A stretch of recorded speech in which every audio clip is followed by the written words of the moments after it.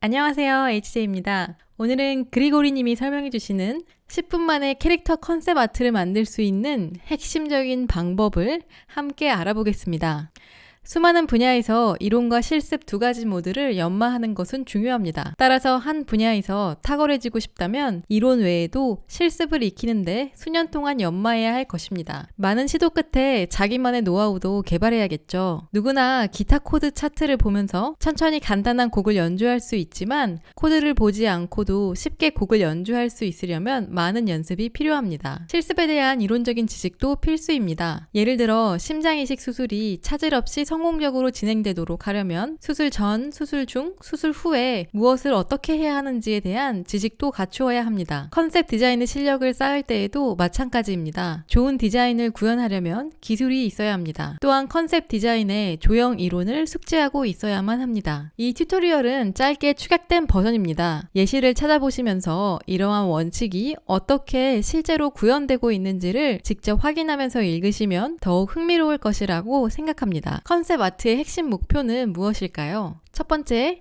게임 시나리오 작가든 혹은 게임 디자이너든 아이디어를 시각화하는 과정에서 관객의 감정과 느낌에 호소하는 디자인을 만드는 것이 궁극의 목표가 될 것입니다. 두 번째, 시각적으로 매력적이고 흥미로운 방식으로 작업을 만들어내는 것입니다. 그렇다면 이를 위해서는 어떻게 해야 될까요? 현대미술에서는 많은 사람들이 예술은 주관적인 것이라고 생각합니다. 때문에 수량화하거나 분석하고 좋은 디자인과 나쁜 디자인을 구별하는 것이 전혀 가능하지 않다고 생각합니다. 저는 그 견해가 사실이 아니라고 생각합니다. 건축, 산업 디자인, 패션, 예술과 같이 사람들이 만드는 모든 것은 거의 동일한 조형 원리를 기반으로 합니다. 바로 우리의 눈이 현실을 인식하고 반응하는 방식에 기인합니다. 모든 좋은 디자인에는 심리적, 정신적인 요소들이 잘 작동하고 있습니다. 앞으로 설명할 것들은 보편적으로 적용할 수 있는 조형 원리를 모아서 디자인에 적용해 보려고 한 것입니다. 컨셉 디자인의 핵심 과제는 캐릭터를 통한 이야기 전달입니다. 예를 들어 훌륭한 중세 기사를 그리는 것이 과제라고 가정해 보겠습니다. 보는 사람이 한눈에 이 캐릭터에 대해서 파악할 수 있어야 합니다. 여기서 우리는 아티스트들이 오직 시각적인 것으로만 소통할 수 있다는 것을 염두에 두어야 합니다. 우리가 만든 것이 훌륭한 중세 기사임을 보는 사람에게 즉시 전달할 수 있게 하는 기호들을 분석해 보겠습니다. 가장 먼저 떠오르는 것은 윤희나는 중세 기사의 갑옷입니다. 거기에 검과 방패, 아마도 창과 같은 종류의 무기가 더해질 수 있겠죠. 기사와 일반 전사와 다른 점은 무엇일까요? 바로 지위입니다. 기사의 방패나 갑옷에 있는 문장 기호들은 이 사람이 일반 전사가 아님을 한눈에 알려줍니다. 또한 이 캐릭터가 훌륭하다는 것을 알리기 위해서 어떤 색을 사용하는 것이 좋을까요? 검은색, 빨간색보다는 아마도 더 밝은 색상, 흰색과 금색, 연한 파란색, 아마도 빨간색 망토가 더 적절할 것 같습니다. 이 모든 상징들은 일반적으로 좋은 기사란 어떤 모습일지에 관한 사람들이 갖고 있는 생각들이며 우리가 스토리를 전달할 때 이를 사용할 수 있습니다. 여기서 중요한 포인트가 있습니다. 전체 이미지를 보완하면서 모든 기호가 함께 시너지 효과를 내도록 하는 것입니다. 이것을 상징의 시너지라고 부르는데요. 즉 상징이 캐릭터를 통해 전달하고자 하는 메시지를 보강하며 부각시켜 주는 것입니다. 가능한 작업의 계획 단계에서 작업을 더 깊이 탐색하고 들어가는 것이 좋습니다. 이 과정을 거쳐 디자인을 더 정직하고 더 복잡하고 흥미롭게 만들 수 있을 것입니다. 중세 기사에 대해서 조금 더 살펴볼까요? 중세 기사란 도대체 무엇일까요? 이러한 아이디어들이 서유럽 기사의 개념에서도 적절할까요? 사무라이나 아즈텍 독수리 전사, 스타워즈의 제다이나 폴아웃의 Brotherhood of Steel도 기사라고 말할 수 있죠? 상자를 하나 가지고 있다고 가정해봅시다. 이 상자는 단순히 물건을 넣는 곳인가요?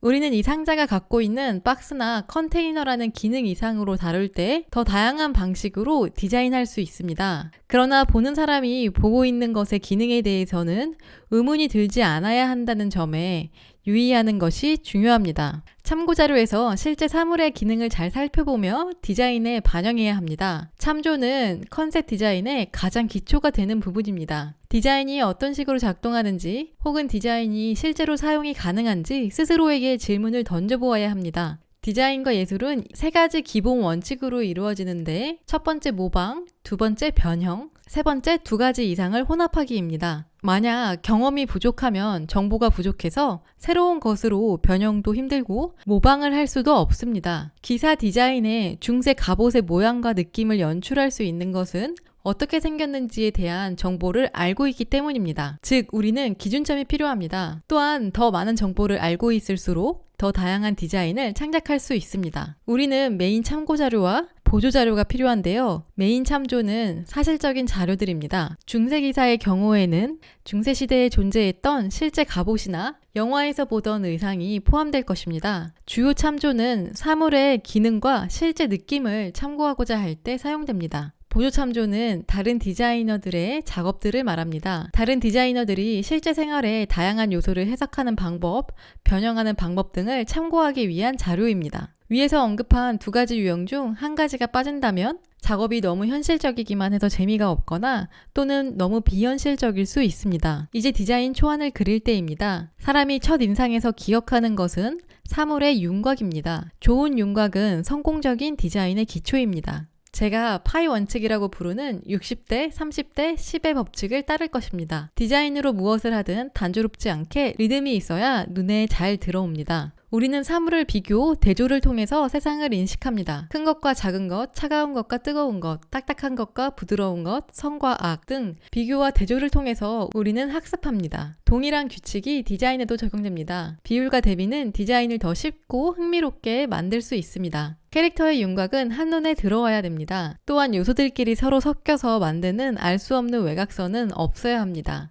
캐릭터의 특징을 담고 있는 많은 기호들을 보여주는 윤곽선이 좋습니다. 볼륨을 이용하여 외곽선의 변화를 주는 것도 좋은 방법입니다. 두꺼운 모양에서 좁은 모양으로 또는 그 반대의 경우를 이용하는 것입니다. 그라데이션을 사용하면 큰 효과를 얻을 수 있습니다. 쉐입, 디테일, 색상의 그라데이션이 있습니다. 많은 현대 예술가들이 친숙한 물체의 부피와 모양을 변형시키면서도 한눈에 알아볼 수 있는 기술을 사용하고 있습니다. 이것은 디자인을 독창적으로 만들어줍니다. 다음 단계는 디테일을 더해주며 디자인을 구체화하는 것입니다. 다시 한번 참고 자료를 보면서 디테일들에 집중해서 관찰합니다. 실생활에서 무엇으로 만들어졌는지, 어떻게 작동하는지, 어떻게 기능하는지, 어떤 재료로 구성되어 있는지, 어떤 종류의 디테일들이 있을 수 있는지 등을 알아야 합니다. 이 정보들을 디자인에 담아내려면 이미 머릿속에 정보가 있어야 하고 혹은 과거에 본 적이 있으면 더 좋겠죠. 그렇지 않은 경우에는 실제로 어떤 작동을 하는지를 알기 위해서 부가적인 참고 자료들이 필요할 것입니다. 디테일을 구체화할 때 이음새와 끝부분에 특별한 주의를 기울이는 것이 좋습니다. 우리 주위를 둘러보면 다양한 요소 사이의 접합부나 끝부분에 추가적인 디테일이나 어떤 추가적인 기능들을 볼 수 있습니다. 요소 사이의 접합부에서도 특별한 주의를 기울여주세요. 디자인이 보다 현실적이고 설득력 있게 될 것입니다. 다음으로 색상과 재질에 대해 알아보겠습니다. 부분적으로 제가 좋아하는 60대, 30대, 10의 원칙을 포함하여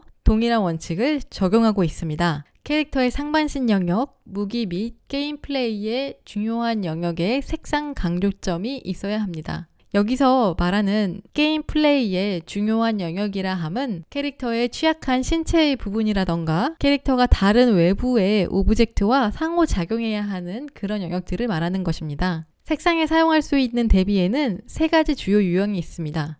첫 번째가 톤 대비, 두 번째 채도 대비, 세 번째 색상 대비입니다. 이것들을 동시에 모두 사용할 수 있습니다. 우리의 시각 시스템은 각 유형의 대비에 다르게 반응합니다. 톤 대비는 채도 대비보다 더 강력하게 인식되며 채도 대비는 색상 대비보다 더 강력합니다. 그런 다음에는 디테일에서의 대조가 있습니다. 하지만 이러한 대조들은 다른 어떤 디테일보다 더 한눈에 들어와야 되는데요. 그렇지 않으면 플레이어 시선이 덜 중요한 요소로 가기 때문에 집중해야 하는 요소에서 멀어지게 됩니다. 그라디언트는 여기서 놀라운 효과를 발휘하는데요. 색채 그라디언트에서는 다음 사항에 특히 주의해야 합니다. 캐릭터의 아랫부분은 대비를 줄이고 어둡게 처리합니다. 이렇게 하면 위쪽의 상체 부위에 시선이 가고 중요한 것과 중요하지 않은 곳이 나뉘게 됩니다. 툭 튀어나온 곳이나 푹 푹 꺼진 곳은 색상을 변경해줍니다. 차갑고 따뜻한 색상은 조명이 있는 영역과 그림자에서 대조되게 됩니다. 이 단계에서도 색상 조합과 재질에 대해서는 참고 자료를 참조하면 좋습니다. 무광택 재질과 광택 재질 간의 대비를 관찰해야 됩니다. 반짝이는 머티리얼은 표면의 명암 차이를 증폭시켜서 디자인의 디테일을 강조해 줄 수 있습니다. 캐릭터 디자인의 일부분에 또는 기타 시각 효과에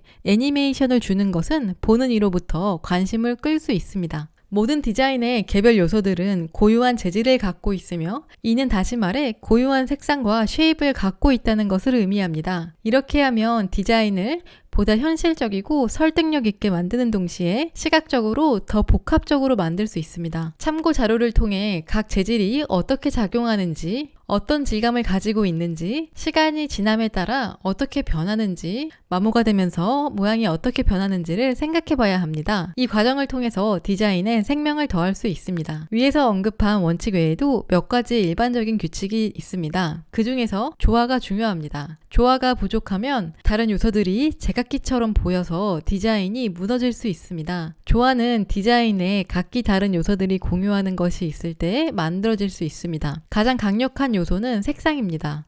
색상은 멋진 색상 하모니를 만드는데 사용할 수 있는데요. 다음으로 시각적인 조화로움의 중요한 요소는 쉐입입니다. 캐릭터가 갖고 있는 다양한 모든 요소들에서 그 안에서 공통적으로 보여지는 것들을 반복적으로 만들어줌으로써 조화로운 디자인을 만들어줄 수 있습니다. 만약에 위에서 말한 모든 것이 디자인에 잘 갖춰진 경우라면 그로테스크한 요소를 추가해주는 것도 좋습니다. 왜냐하면 대조를 증폭시켜서 디자인 또는 캐릭터의 요소를 굉장히 두드러지게 만들기 때문입니다. 한편 디자인은 항상 보는 사람이 쉽게 이해할 수 있어야 합니다. 책이 아무리 흥미롭더라도 이해하지 못하는 언어로 된 책은 아무도 읽을 수 없습니다. 컨셉 디자인에서도 마찬가지입니다. 사람들에게 친숙한 기호와 이미지를 사용하는 것이 좋습니다. 하지만 디자인이 진부하다면 사람들은 이미 수천 번 들은 노래나 본 영화처럼 지루하다고 생각할 수 있습니다. 반대로 디자인이 너무 혁신적이라면 사람들은 이해할 수도 감상할 수도 없습니다.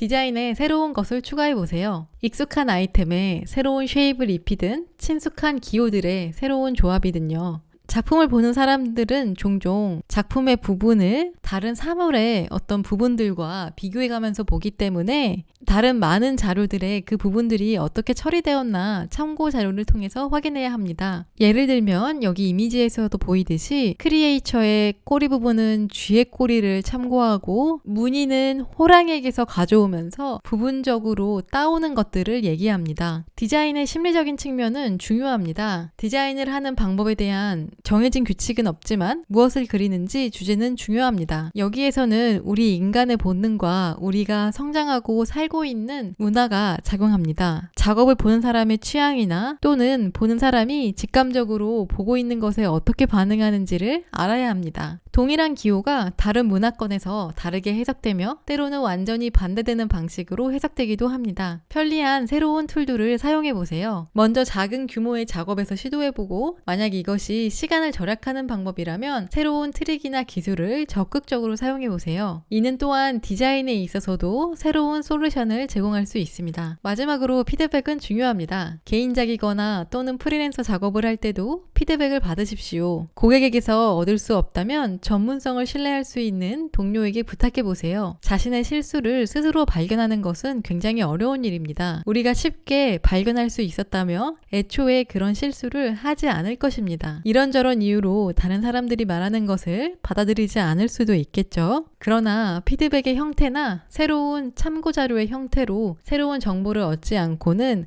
아티스트로서 성장할 수 없다는 것을 항상 염두에 두시기 바랍니다. 네, 이렇게 캐릭터 컨셉 아트를 만들 때 알아두면 좋을 조형 원리들에 대해서 살펴보았습니다. 캐릭터 컨셉 아트뿐만 아니라 큰 씬을 만들 때나 혹은 작은 풀업을 하나 완성할 때에도 적용되는 공통 원리인 것 같습니다.